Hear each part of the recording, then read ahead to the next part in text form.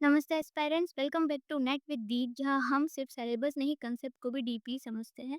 आज हम डिस्कस कर रहे हैं effective teaching behaviour. UGC net paper 1 unit 1 का एक बहुत ही कोर टॉपिक है। इस टॉपिक को सुपरफिशियल तरीके से याद करने का कोई फायदा तो है नहीं, क्योंकि रियल एग्जाम में कभी डेफिनेशन आती है, कभी एग्जाम्पल आता है, कभी एप्लीकेशन भी पूछ लेते हैं। तो चलिए एक बार समझते हैं कि इफेक्टिव टीचिंग का असली मतलब है क्या, ये कैसे काम करता है और रियल लाइफ क्लासरूम में इसकी इम्पोर्टेंस क्या है।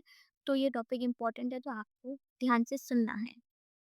देखिए, टीचिंग सिर्फ कंटेंट बोल देना ही नहीं होता है। इमेजिन एक टीचर क्लास में आता है और आपको पीपीटी की स्लाइड्स से पढ़ाता रहता है और स्टूडेंट देख रहे हैं, बोर हो रहे हैं, उन्हें कुछ समझ में तो आ नहीं रहा। तो टीचिंग तो हो रही है, लेकिन इफेक्टिव टीचिंग नहीं हो रही है, क्योंकि स्टूडेंट्स को कुछ समझ ही नहीं आ रहा है, उनके कंसेप्ट ही क्लियर नहीं हो रहे, तो वो टीचिंग इफेक्टिव कैसे हो सकती है। जो टीचिंग स्टूडेंट को हेल्प नहीं कर सकती, वो टीचिंग इफेक्टिव हो ही नहीं सकती। इसीलिए टीचिंग जो है ना, इफेक्टिव तब होती है जब स्टूडेंट एक्टिवली सुनता हो, कंसेप्ट को समझता हो और अप्लाई कर सकता है उस चीज को रियल लाइफ में। ठीक है, इसीलिए टीचिंग के 3 कोर एलिमेंट्स होते हैं। क्या होते हैं? कंटेंट की नॉलेज, कैसे पढ़ाते हैं, मतलब जो है पेडागोजिकल मेथड आना चाहिए, कैसे पढ़ाया जाता है, पढ़ाने का सही तरीका है क्या, सिर्फ बोल देना ही पढ़ाना है या अ, जो उसे उसके कंसेप्ट को क्लियर करना भी पढ़ाना है। टीचर्स एटीट्यूड एंड बिहेवियर, ये तीनों मिलके इफेक्टिव टीचिंग बनाते हैं। जैसे इफेक्टिव टीचिंग बिहेवियर का मतलब क्या है? Knowledge, strategy and behaviour. Teacher को नॉलेज होनी चाहिए सब्जेक्ट मैटर की, उसके पास एक स्ट्रेटजी होनी चाहिए जिस तरीके से वो पढ़ाएगा। ओके, और उसका बिहेवियर जो कि स्टूडेंट को हेल्प करता है। क्यों, क्या हेल्प करता है? रिजल्ट लाने में, ऑफकोर्स। तो ये होता है teaching, effective teaching behaviour. Okay, next है भाई, ईटीबी हैज टू टाइप। ईटीबी क्या है? ईटीबी टीचिंग बिहेवियर है। ईटीबी ईटीबी हैज टू टाइप, की बिहेवियर, हेल्पिंग बिहेवियर। मैंने इफेक्टिव टीचिंग बिहेवियर का शॉर्ट फॉर्म लिखा है ईटीबी, ताकि बोलने में इजी रहे, समझने में और याद करने में भी इजी रहे। तो एक है की बिहेवियर, एक है हेल्पिंग बिहेवियर। सबसे मेन चीज क्या है भाई? की बिहेवियर के बिना टीचिंग इफेक्टिव हो ही नहीं सकती। हेल्पिंग बिहेवियर टीचिंग को और इंगेजिंग, स्टूडेंट फ्रेंडली जो है और इंटरेक्टिव बनाते हैं। इनको डिटेल में हम समझेंगे कि ये है क्या। 5 की बिहेवियर्स हैं जिनको हम डिटेल में समझेंगे। 5 की बिहेवियर आपको रट लेना है इन्हें, बिल्कुल आपको माइंड में फिट कर देना है कि ये 5 की बिहेवियर है इफेक्टिव टीचिंग की। इसको रट लेना, समझ लेना, कंसेप्ट क्लियर करने की मैं पूरी कोशिश करने वाली हूँ। तो की बिहेवियर पहला है लेसन क्लैरिटी। कंटेंट को स्टेप बाय स्टेप एक्सप्लेन करना, सिंपल लैंग्वेज में। कॉम्प्लेक्स टर्म को एक्सप्लेन या स्टोरी से क्लियर करना, क्लियरली स्टेप बाय स्टेप वे में, बिल्कुल सिंपल लैंग्वेज में, बिना कोई डिस्ट्रैक्शन के टीच जो है क्लियर करना उस लेसन को। जैसे हम जो है ना इवैल्यूएशन पढ़ रहे हैं, तो पहले क्वेश्चन पूछें कि आपके स्कूल कॉलेज में फाइनल एग्जाम के बाद टीचर जब मार्क्स देती है, उस प्रोसेस को क्या कहती है? तो फिर आप डेफिनेशन दो, यानी स्टूडेंट के प्रायर एक्सपीरियंस से कनेक्ट हो, फिर वो थ्योरी कंसेप्ट को दिमाग में, बिल्कुल उसके दिमाग में फिट हो जाता है। तो लेसन को क्लियर करना ज़रूरी, वही आज हम इस बारे में पढ़ रहे हैं। ओके, नेक्स्ट है इंस्ट्रक्शनल वैरायटी। इंस्ट्रक्शनल वैरायटी क्या है? सिर्फ लेक्चर नहीं, different types of methods use करो। सिर्फ लेक्चर नहीं, different types of methods use करने हैं। Real life examples, videos, diagrams, mind maps, voice modulation, hand gestures. जब आप टीच करते हो तो आपने देखा होगा टीचर अपने हैंड गेस्चर्स करता है। क्यों? वो सीधा खड़ा होकर कभी नहीं पढ़ाता। क्यों? क्योंकि वो इंस्ट्रक्शन वैरायटी मेथड का यूज कर रहा है, इस बिहेवियर का वो यूज कर रहा है, ताकि बच्चों का ध्यान जाए। तो क्लास मोनोटोनी तोड़ता है, अटेंशन बनाए रखता है बच्चों की। तो हम कुछ गेस्चर्स का यूज लेते हैं जब हम पढ़ाते हैं। थर्ड है टीचर टास्क ओरिएंटेशन। सिंपल है, टाइम का प्रॉपर यूज करना। लेसन शुरू, एक्सप्लेन, कंक्लूड, रिकैप, उस लेसन को आपने अच्छे से ऑर्गेनाइज किया है। ओके, और अननेसेसरी अननेसेसरी जो चीजें हो रही है, अननेसेसरी डिस्ट्रक्शन है आपके आसपास, उसे आपको रिड्यूस करना है, उसे कम करना है। आलतू फालतू का डिस्कशन या डिस्ट्रैक्शन नहीं होना चाहिए बच्चों का, ताकि उनका ध्यान कहीं और पे डिस्ट्रैक्ट हो। तो this is wrong, okay? Professionalism भी रिफ्लेक्ट होता है, स्टूडेंट को लगता है कि हाँ भाई टीचर सीरियस है।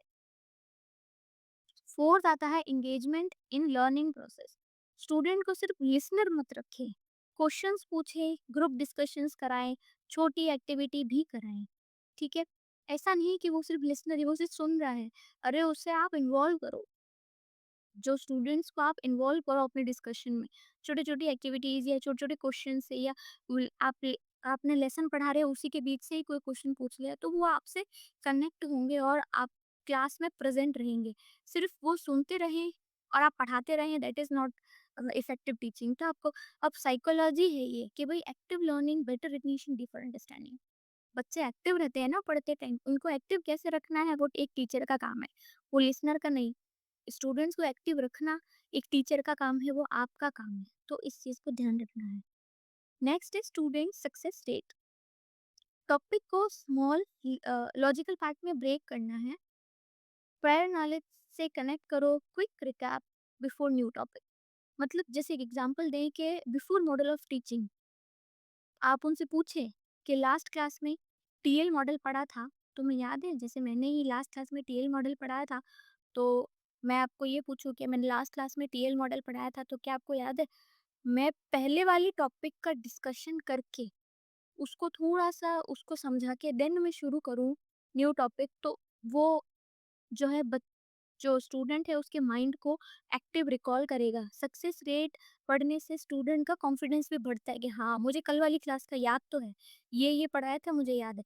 तो ये होता है 5 की बिहेवियर्स ऑफ इफेक्टिव टीचिंग। यही 5 की बिहेवियर रियल डिफरेंस क्रिएट करते हैं आपकी टीचिंग में। तो आपको ध्यान देना है, ये एग्ज़ाम के अंदर आता है, आपको दिमाग में फिट कर देना है इन पाँचों चीज़ों को। इसके अलावा कुछ भी आलतू-फालतू चीज़ें आपको नहीं पढ़नी है, जो मैं आपको बता रही हूँ, आप अगर उन पे भी ध्यान देंगे, तो भी आप एग्ज़ाम्स में क्वेश्चंस को कर पाएँगे, क्योंकि ये सब कुछ प्रीवियस ईयर क्वेश्चंस में से ही है। ओके, अब नेक्स्ट है हेल्पिंग बिहेवियर। तो हेल्पिंग बिहेवियर में आता है using students ideas and contribution. Student के आंसर्स को रिस्पेक्ट करो, डिस्कशन में उन्हें इंक्लूड करो। कैसे? स्टूडेंट वैल्यूड फील करते हैं, बिल्कुल उनका पार्टिसिपेशन बढ़ता है। तो आप जो है स्टूडेंट को एंगेज करो, उनके आइडियाज़, वो जो डिस्कशन या वो जो आइडियाज़ दे रहे हैं उन्हें आप कंट्रीब्यूट कर सकते हैं। स्ट्रक्चरिंग इम्पोर्टेंट है। स्टार्ट में उन्हें बताएं कि आज हमें 3 टॉपिक पढ़ेंगे और एंड में आप समरी भी दो। मेमोरी के लिए ये स्ट्रॉन्ग फ्रेमवर्क को क्रिएट करता है। तो स्ट्रक्चरिंग बहुत ज़रूरी है। Clearly tell what will be, आज हम क्या पढ़ने वाले हैं और आप उसकी समरी दो। लास्ट में आप जब पूरा चैप्टर खत्म हो जाता है तो अब लास्ट में थोड़ी समरी भी दें कि आज हमने ये पढ़ा, ये इम्पोर्टेंट है, ऐसा-ऐसा हमने पढ़ा और हम कल ये टॉपिक पढ़ने वाले हैं, तो वो कल के लिए भी एक्साइटेड रहते हैं और आज उन्होंने जो पढ़ा है, वो उनके माइंड में भी रहता है। और आप नेक्स्ट डे जब पढ़ाते हो, उससे पहले आप बच्चों को थोड़ी जो प्रीवियस टॉपिक की समरी भी दो, तो वो भी आपकी टीचिंग को इफेक्टिव बनाता है। थर्ड आता है क्वेश्चनिंग, सिर्फ डायरेक्ट नहीं, ओपन एंडेड एनालिटिकल क्वेश्चन आपको पूछना है। आपको क्या लगता है, क्यों लगता है ऐसा? लेक्चर के बीच बीच में आप पूछोगे, तो स्टूडेंट की जो है ना क्रिटिकल थिंकिंग डेवलप होती है, वो डीपली थिंक करता है, वो डीपली सोचता है। एक यहाँ पॉइंट आया है फोर्थ, प्रोबिंग। प्रोबिंग क्या है? देखो, इंकरेज स्टूडेंट टू एक्सप्लेन और एलोबरेट ऑन देयर आंसर। जब स्टूडेंट जवाब दे, तो और डिटेल में पूछो और एग्जाम्पल आप दे सकते हो, क्यों ऐसा सोचते हो, ताकि स्टूडेंट जो है ना अपनी डीपर लेवल पे सोचेगा, बेटर क्लैरिटी उसे मिलती है। तो प्रोबिंग का मतलब ये होता है, ठीक है? टीचर इफेक्ट्स मतलब positive, friendly but professional attitude आपको रखना है। आप बिल्कुल स्माइल के साथ पढ़ाओ, इंकरेजिंग वर्ड्स आपके होने चाहिए, अप्रोचेबल बॉडी लैंग्वेज होनी चाहिए, सेफ लर्निंग रहती है, बिल्कुल मोटिवेशन बच्चों में इंक्रीज रहता है। तो आप इस चीज़ का ध्यान रखें। वो की बिहेवियर थे, ये हेल्पिंग बिहेवियर है, आपको इन दोनों ही टॉपिक्स को ध्यान रखना है। इफेक्टिव टीचिंग के 2 पार्ट्स में डिवाइड किया है, की बिहेवियर, हेल्पिंग बिहेवियर, दोनों को मैंने आपको अच्छे से एक्सप्लेन किया है। आई होप आपके कंसेप्ट क्लियर हो रहे होंगे। अब what is effective teaching? Answer में आप ज़रूर सॉरी कमेंट में आप आंसर ज़रूर करना। अब तक आपने क्या समझा, इफेक्टिव टीचिंग क्या है? अपने खुद के ओन वर्ड्स में आप आंसर कमेंट्स में ज़रूर लिखना, अगर आपको थोड़ा भी समझ आया हो तो। ओके, सो सोचो कल तुम खुद टीचर बनोगे। अगर तुम सिर्फ कंटेंट पढ़ाओगे, स्टूडेंट बोर हो जाएँगे। अगर क्लैरिटी, वैरायटी, एंगेजमेंट और पॉजिटिव एटीट्यूड होगा ना, तो स्टूडेंट्स मोटिवेट रहेंगे और सीखेंगे भी। यही डिफरेंस होता है एक टीचर में जो सिर्फ बोल के निकल जाता है और एक इफेक्टिव टीचर में जो जब तक कंसेप्ट क्लियर नहीं होता तब तक वो आगे का टॉपिक शुरू नहीं करता। बस यही डिफरेंस है एक टीचर में और एक इफेक्टिव टीचर में, और आपको एक इफेक्टिव टीचर बनना है।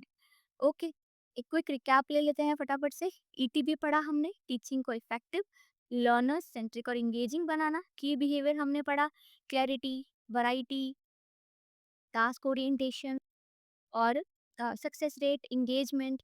हेल्पिंग बिहेवियर भी हमने पढ़ा, student ideas, structuring, questioning, probing, teacher effect. ये सब चीज़ें हमने आज पढ़ी है। अब फ्रेंड्स, यूजीसी नेट में सिर्फ थ्योरी नहीं, अंडरस्टैंडिंग भी चेक होती है। आज का लेक्चर सिर्फ पॉइंट्स नहीं, लॉजिक, साइकोलॉजी और रियल एग्जाम्पल के थ्रू मैंने समझाने की कोशिश की है। इसी तरीके से मैंने इस पीपीटी को डिज़ाइन किया था। मुझे उम्मीद है आपको थोड़ी बहुत कंसेप्ट क्लैरिटी ज़रूर मिली होगी। ऐसे ही डिटेल एग्जाम फोकस लेक्चर के लिए चैनल को सब्सक्राइब करें, शेयर करें और कमेंट पे इफेक्टिव टीचिंग क्या है अपने खुद के वर्ड्स में आंसर ज़रूर लिखना। नेक्स्ट लेक्चर में हम अपने यूनिट का नेक्स्ट टॉपिक पढ़ेंगे। So thank you so much, see you in the next lecture.